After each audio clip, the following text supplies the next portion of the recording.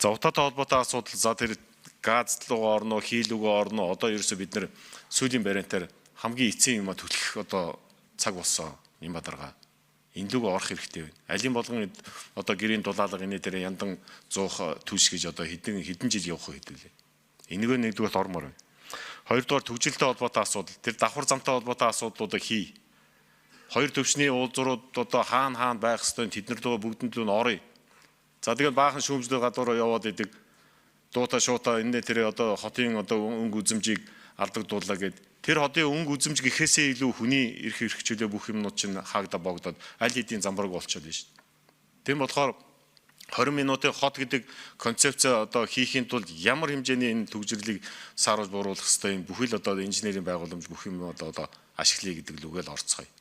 Энийг бол санаачлал ороод ирнэ үстэй.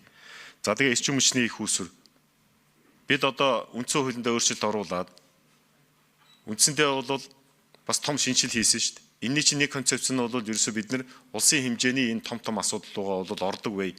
Зөвхөн 76 тойроглогоо одоо юмнуудаа чирээд 76 хуваагаад байдгаа болиё гэдэг энэ том концепц явж байгаа шүү. Тийм болохоор одоо энэ эрчим хүчний өөрөө ч хэлсэнчлэн тэр их усрууд ямар их усрууд байхын тэрийг их усруудээ хийгээд яваа. За тэг ажлын хэсгийн хүрээнд бол олон асуудлуудыг бас харах юм боломж олцоо гарах байхаа л гэж бодож байна.